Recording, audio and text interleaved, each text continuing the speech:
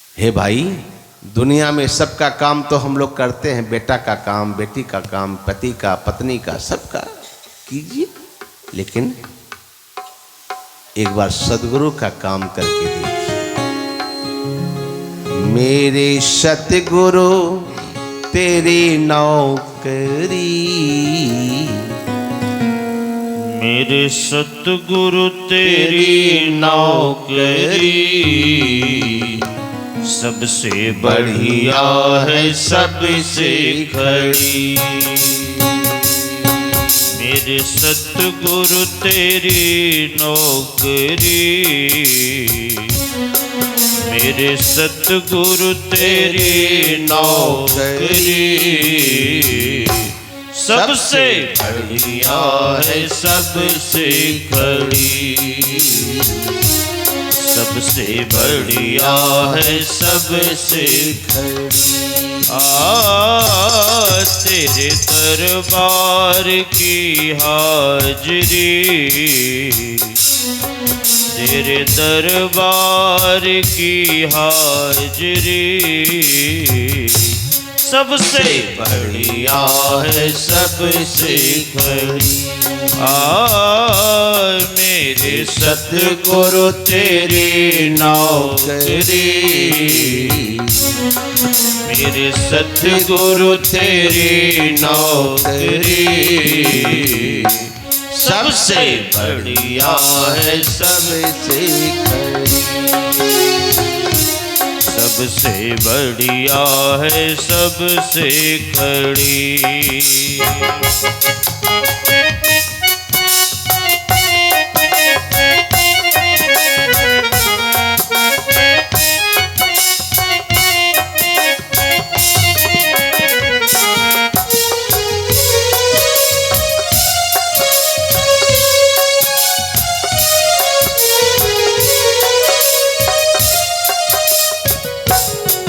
हे भाई,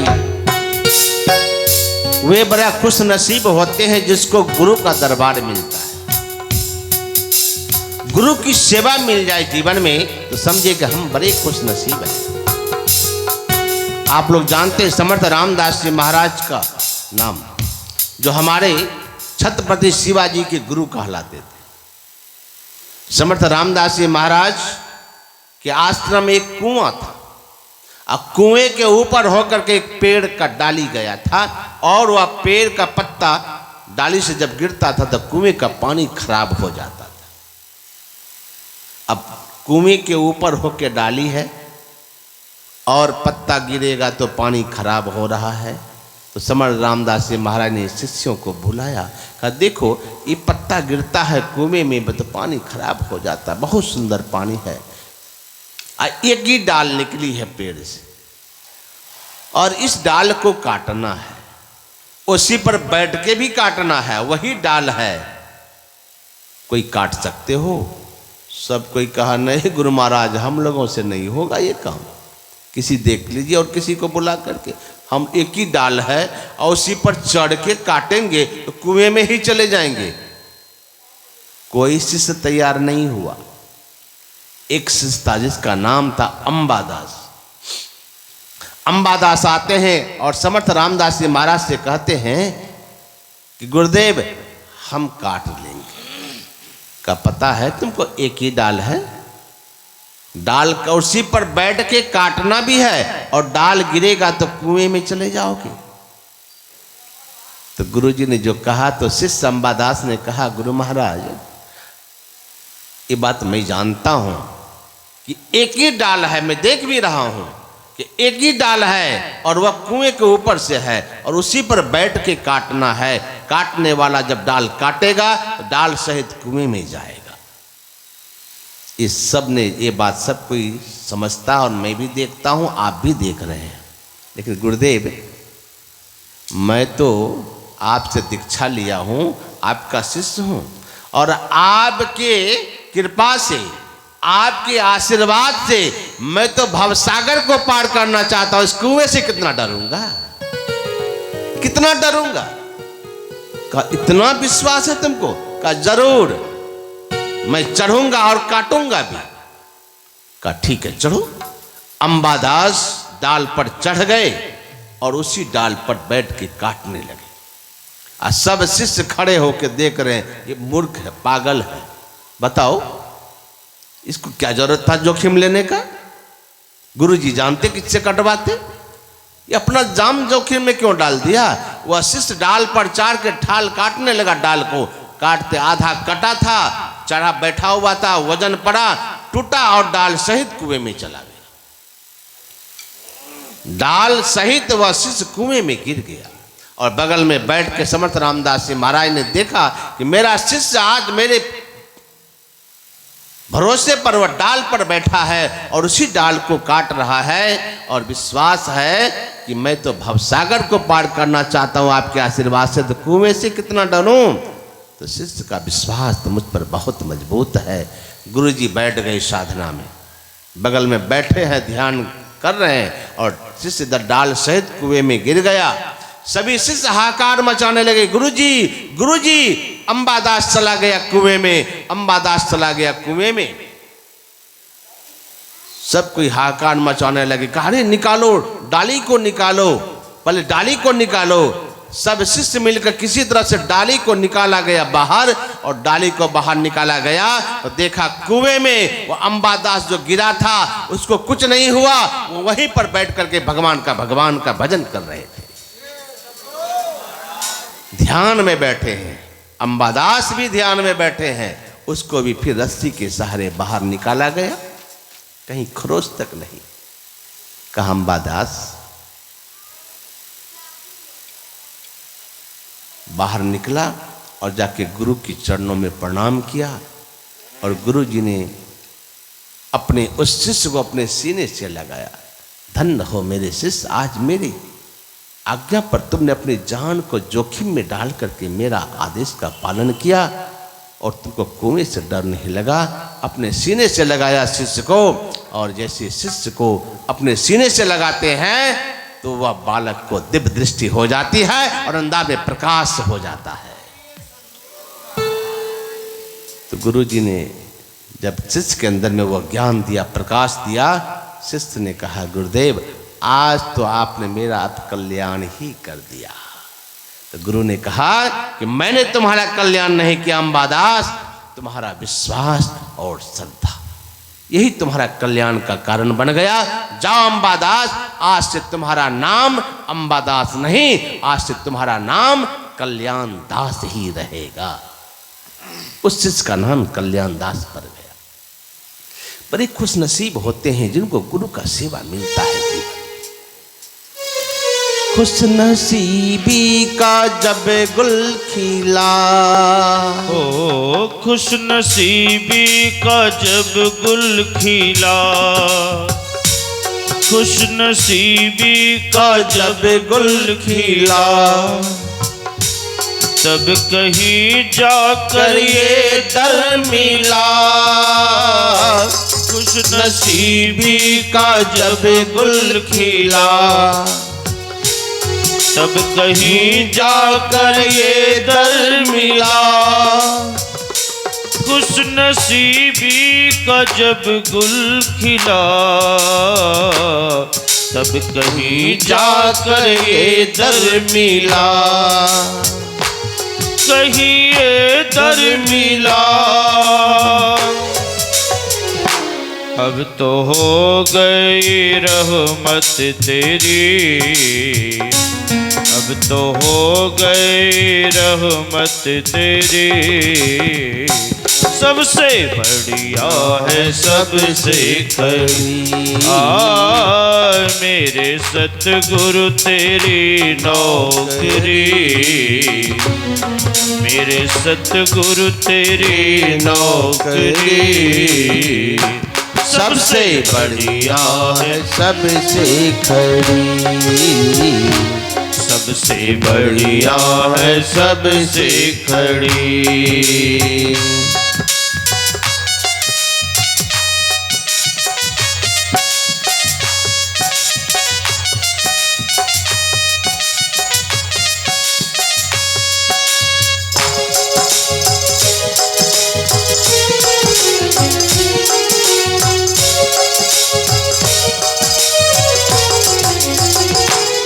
है भाई, आप लोग जानते हैं सिख संप्रदाय में 10 गुरु हुए। कितना गुरु हुए? 10 गुरु। प्रथम गुरु है गुरु नानक देव जी महाराज। उन्हीं के कड़ी में अमरदास अंगद दास जी महाराज, उसके बाद अमरदास जी गुरु हुए। तो अंगद दास के लड़की का शादी कहाँ हुआ था जानते हैं? अमरदास के भतीजे से। अंगद दास जी तो संत थे, उनके यहाँ दरबार लगता था, भक्त लोग आते थे, सत्संग होता था। तो उनकी बेटी बचपन से ही सत्संग सुनते सुनते गुरुवाणी का उनको पाठ पूरा याद हो गया था। ये पंजाब की घटना है। और जब वह ससुराल गई शादी करके, तो वह बैठ के ससुराल में भजन गाती थी, गुरुवाणी का पाठ करती थी। पंजाब की भाषा में गुरुवाणी बोला जाता है। तो वह गुरुवाणी का गाती, पाठ करती। तो उनके जो ससुर थे अमरदास, वह जब सुना तो बड़ा आकर्षण हुआ, उनको आकर्षित हो गए। जाके कहा कि बेटी तुम इतनी सुंदर भजन गाती हो, कहाँ सीखी हो? कहा हमारे पिताजी सत्संगी हैं, हमारे यहाँ सत्संगी लोग आते हैं, हमारे पिताजी सत्संग करते हैं, मैं अपने पिताजी से सीखा हूँ। कहा तुम्हारे पिताजी इतना बड़े संत हैं क्या, जो तुम्हारे यहाँ सत्संगी लोग आते हैं, वे लोग भजन गाते हैं, सत्संग होता है? हमारे यहाँ प्रतिदिन सत्संग होता है। कहा कोई बात नहीं, मैं तो इस बार समधी जी के यहाँ जाके मिलूंगा जरूर। प्रत्येक साल वे इनके अमरदास जी महाराज जाते थे।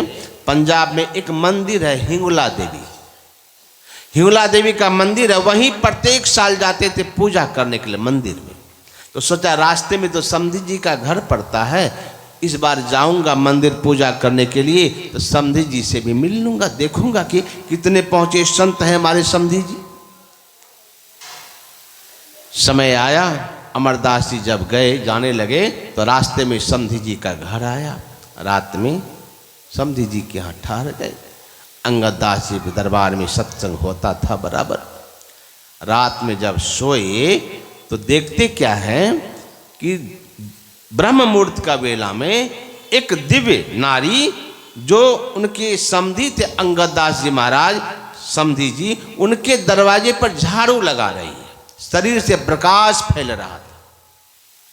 अमरदास ने देखा कि ब्रह्म मुहूर्त में ये दिव्य नारी जिसके शरीर से प्रकाश फैल रहा है, ये हमारे समधी के यहाँ झाड़ू लगा रहे हैं। है कौन? ये तो मृत्यु लोक की नारी नहीं है कि शरीर से प्रकाश फैल रहा, लगता है कोई देव कन्या है। अमरदास जी पहुंच गए, झाड़ू लगा रही थी, उनसे पूछा देवी आप कौन हैं? आपके शरीर से तो प्रकाश फैल रहा है, आप तो कोई देव कन्या लगती हैं। कहा मैं, मेरे बारे में जानना चाहते हो मैं कौन हूं? अरे मैं हिंगुला देवी हूं। कहा हिंगुला देवी? कौन हिंगुला देवी? कहा वही जहां मंदिर में तुम जाके पूजा करते हो, कल जाने वाले हो ना मेरे मंदिर में, वही देवी हूं मैं। कहा मैं आपके मंदिर में जाता हूं पूजा करने के लिए, तो आप यहां क्या कर रही हैं? कहा मैं यहां झाड़ू लगाने आती हूं। क्यों? कहा ये संतों का दरबार है। अरे संतों के दरबार में आप झाड़ू लगा रही हैं देवी? कहा मैं झाड़ू लगाई तो कौन बड़ी बात, अरे यहां तो लक्ष्मी सरस्वती भी आके झाड़ू लगाती है। तब अमरदास जी आंख की पट्टी खुल गई। अरे हमारे समधी इतने पहुंचे संत हैं कि जिसके दरबार में आकर के लक्ष्मी सरस्वती और हमारी देवी हिंगला वह भी आके झाड़ू लगाती है। अब तो छटपट करने लगे, कब समधी जी निकलेंगे, सत्संग मंच पर बैठेंगे। इसी तरह मंच सजा हुआ था, अंगद देव जी महाराज इसी तरह मंच पर बैठे जैसे, तो समधी जी आकर के हाथ जोड़ के खड़े हो गए। हाथ जोड़ के खड़े हो गए तो अंगद देव जी महाराज, समधी जी अब हाथ जोड़ के क्यों खड़े हैं, बगल में बैठ जाइए। तो अमरदास जी कहते हैं जब तक नहीं जानता था तब तक तो आप मेरे समधी थे, लेकिन मैं सब कुछ जान गया हूं आप समधी तो हैं ही, लेकिन आप समधी ही नहीं, आप बहुत बड़े संत हैं। इसलिए समधी जी अब इस अपने समधी को अपना दास बना लीजिए, अर्थात अपने समधी को दीक्षा दीजिए और अपना शिष्य ग्रहण कीजिए। अमरदास जी ने अपने समधी अंगद दास से दीक्षा लिया और दीक्षा लेकर के बुढ़ापे में दीक्षा लिया और दीक्षा लेकर के लौट के घर नहीं गए। अब पढ़िए सिख संप्रदाय के इतिहास को। अमरदास जी महाराज लौट करके घर नहीं गए और अपने गुरु अंगद देव जी महाराज की सेवा में लग गए और जीवन भर सेवा किए और सेवा करते रहे। और सेवा कैसे करते थे जानते हैं? कभी भी अंगद देव जी महाराज के सामने बैठते नहीं थे, हाथ जोड़े खड़े रहते थे कि गुरु का आदेश हो जाए तो सेवा में विलंब न हो, आदेश पालन में विलंब नहीं हो, तो हमेशा खड़े रहते थे गुरु के सामने, सेवा में चूक नहीं हो। और परिणाम क्या हुआ? जब अंगद देव जी महाराज शरीर छोड़ के जाने लगे तो वही समधी जिनको शिष्य बनाए, जो सेवा में रहे, उसी को गुरु गद्दी का अधिकारी बनाए, जो गुरु अमरदास के नाम से संसार में विख्यात हो गए। यह है गुरु की सेवा। आप गुरु की सेवा करके तो देखिए। जब से तेरा गुलाम हो गया,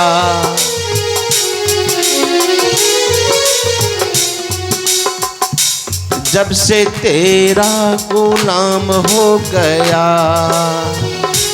जब से तेरा गुलाम हो गया, जब से तेरा गुलाम हो गया, जग में मेरा भी नाम हो गया। जब से तेरा गुलाम हो गया, जग में मेरा भी नाम हो गया। हमारे पूज्य बाबा कहते थे, महर्षि साईं स्वामी जी महाराज, गुरु कभी शिष्य नहीं बनाते। अरे शिष्य तो हम अपने तरफ से बनने के लिए जाते हैं, गुरु जब भी बनाते हैं तो गुरु बना के ही छोड़ते हैं। लेकिन गुरु का साथ नहीं छोड़े तो तब गुरु आपको गुरु बना के छोड़ेंगे। अगर गुरु का साथ छोड़ दिया, जैसे आम को देखे होंगे, फल को, पेड़ में आम लगता है कि नहीं, फल फलता है, देखिएगा फूल होता है, अब फूल से फिर थोड़ा बड़ा होता है तो क्या बोलते हैं? वो टिकोला। क्या बोलते हैं? टिकोला। आम को थोड़ा बड़ा होता है उसको क्या बोलते हैं? टिकोला। अब देखिएगा वो टिकोला में क्या कितनी परेशानी है। वो टिकोला, जब फूल से वो टिकोला बना, पछिया पुरवा आंधी तूफान कितनों भी चल जाए तो कितना टूट के नीचे गिर जाता है। आज जो उस आंधी तूफान को झेल लेता है, जो माने उस सबको झेलते हुए डाल पेड़ का साथ नहीं छोड़ता, वो टिके रह जाता है, उसी का नाम पड़ गया टिकोला। टिकोला मतलब जो टिक गया। सेवा तो बहुत करने आते हैं, बाबाजी बनने तो बहुत लोग आते हैं, लेकिन टिक नहीं पाते हैं। टिकोला बना, बनने के लिए आया, टिक नहीं पाया, चले गया। अच्छा, टिकोला अगर गिर जाता है तो हम लोग देखते हैं, चुन चुन के लाते हैं टिकोला सबको, क्या करते हैं? अचार, खट्टा अचार बनेगा और क्या होगा। और वही टिकोला जब बढ़ जाएगा, थोड़ा अगर बीच में वो साथ छोड़ देगा, पका नहीं है तो पका नहीं है, बीच में ही वो फल अगर पेड़ का साथ छोड़ दे तो उस आम को हम लोग चुन के लाते हैं, क्या करते हैं? अचार खट्टा बना के शीशा में भर के रखते हैं। लेकिन जो आम पेड़ का साथ नहीं छोड़ा, आंधी तूफान बरसात सब कोई झेलते हुए अगर वो पेड़ का साथ रह गया तो अंत में पेड़ क्या करता है? उस फल में रस भरता है, अपना गुण भरता है और उसके अंदर में वो शक्ति पैदा करता है कि जाओ, अब तुम कहीं भी जाओगे तुम भी पेड़ पैदा कर सकते हो, तुम्हारे अंदर की सामर्थ्य हो जाता है। जो पेड़ का साथ नहीं छोड़े तो उनके अंदर, उस फल के अंदर में शक्ति हो जाती है कि फिर वह पेड़ को जन्म दे सकता है। अगर गुरु का साथ शिष्य नहीं छोड़े तो वह शिष्य नहीं, वही तो जीवन में गुरु बनकर के उभर जाता है, हजारों शिष्य को उत्पन्न करते हैं। इसीलिए जब से तेरा गुलाम हो गया, हो जब से तेरा गुलाम हो गया, जब से तेरा गुलाम हो गया, जग में मेरा भी नाम हो गया। जब से तेरा गुलाम हो गया, जग में मेरा भी नाम हो गया। जब से तेरा गुलाम हो गया, जग में मेरा भी नाम हो गया, मेरा नाम हो गया। वरना औकात क्या थी मेरी, वरना औकात क्या थी मेरी। सबसे बढ़िया है सबसे खड़ी, सबसे बढ़िया है सबसे खड़ी। मेरे सतगुरु तेरी नौकरी, मेरे सतगुरु तेरी नौकरी। सबसे बढ़िया है सबसे खड़ी, सबसे बढ़िया है सबसे खड़ी। हे भाई, जो बात दवा से हो ना सकी,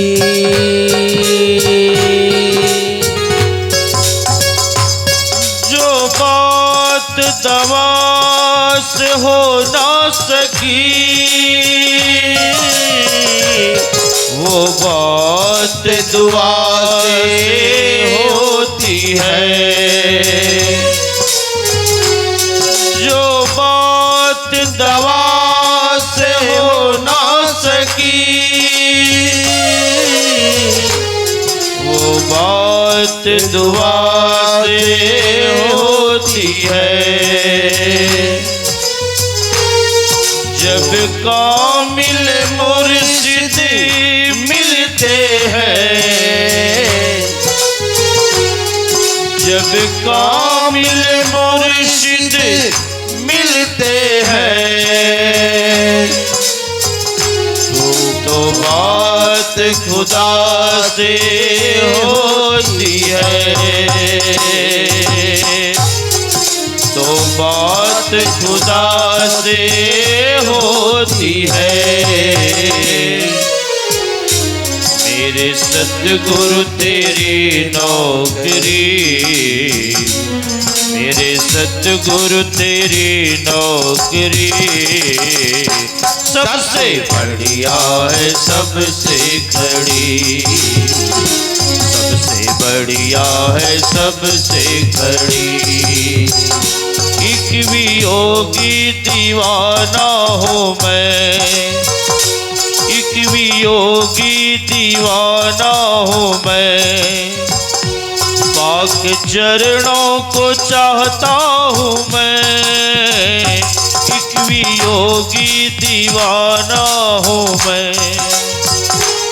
पाक चरणों को चाहता हूँ मैं, एक भी योगी दीवाना हूँ मैं। पाक चरणों को चाहता हूँ मैं, चरणों को चाहता हूँ।